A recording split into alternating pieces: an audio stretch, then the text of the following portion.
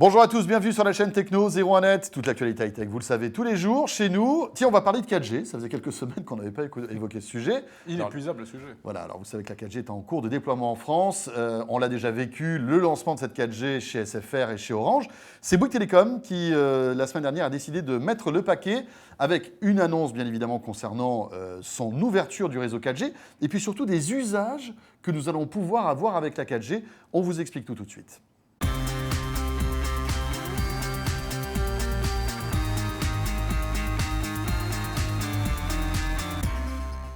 Et la 4G, vous le savez, c'est la promesse de toujours plus de débit en mobilité, avec des tas d'applications, notamment pour la vidéo, transmettre de la vidéo. Oui, la visioconférence, bien sûr. Pour la visioconférence. Alors, pour des tas d'applications, tiens, par exemple, pour l'immobilier, faire visiter un appartement à distance, on le faisait déjà en 3G, on le fait encore plus confortablement en 4G. Explication. On a ici une petite caméra du marché, comme tu le vois, qui est connectée en HDMI à un boîtier qui va prendre le signal de la caméra et l'envoyer sur nos serveurs pour qu'il soit accessible sur Internet en live. Avec la 4G, comme on peut le voir là sur l'écran, on obtient une fluidité et une latence qui est de quelques secondes seulement. Par exemple, une application comme Imorox, qu'on a développé, qui est le premier site de visite immobilière en direct, qui permet aux agents immobiliers de faire visiter avec des petits équipements comme celui-là, ou avec un smartphone, même avec un smartphone, des appartements à leurs clients sans qu'ils aient besoin de se déplacer. Donc elle dispose d'un chat. Les internautes interagissent en direct et peuvent me demander, comme je suis agent immobilier, de me remontrer la cuisine ou de me montrer les parties communes ou d'ouvrir la fenêtre pour voir s'il y a du bruit et effectivement si ça vaut le coup que je me déplace. Donc on est dans le live interactif, tout peut arriver, c'est le taratata de l'immobilier. Et en plus, sur un réseau tout neuf où il n'y a pas beaucoup d'utilisateurs, forcément, ça marche très bien. Ça marche très bien. Mais est-ce que ça fera décoller les usages de la visiophonie qui n'a jamais décollé en France? C'est vrai.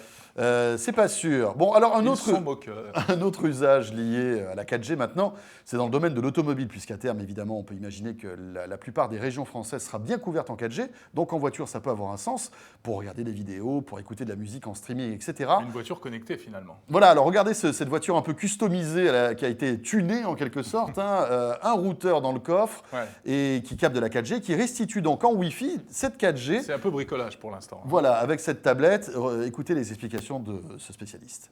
On a mis une box 4G dans le coffre de la voiture, donc qui va capter le signal de la 4G et diffuser en Wi-Fi pour alimenter et connecter tous les appareils de la voiture. La box est connectée aux antennes extérieures du toit de la voiture, donc ça me permet d'optimiser et de stabiliser le signal.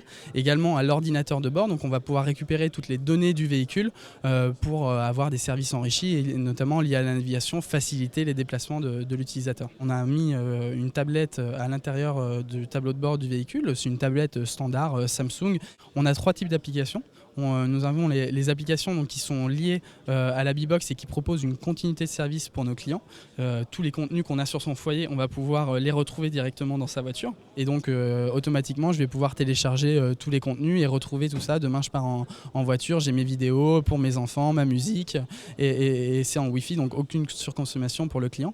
J'ai les services qui vont être vraiment tirer tout le potentiel de la 4G, donc typiquement du YouTube, du Skype, toujours pour un usage soit pour les passagers, soit pour le conducteur en mode non roulant, bien évidemment. Et après, il y a les services qui vont être vraiment liés au véhicule, faciliter les déplacements.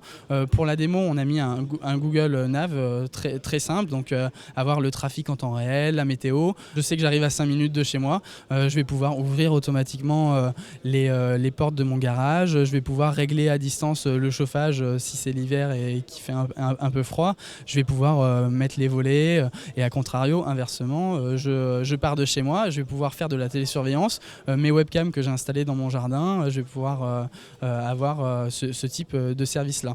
Voilà, vous l'avez compris, ça c'est du bricolage, c'est du prototype. C'est pas encore en option. C'est pas de série non plus.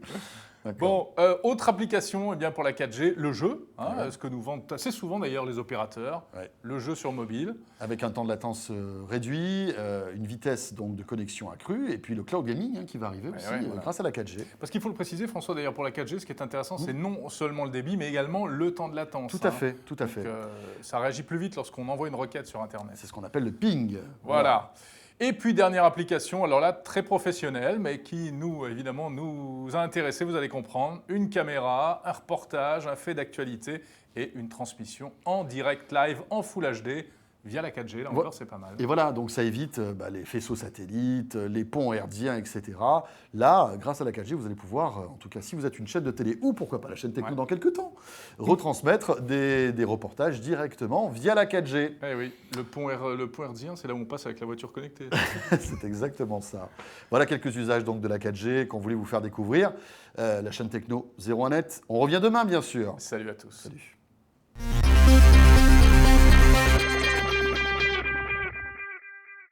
On aime les mégabits, hein, François? Surtout toi, d'ailleurs.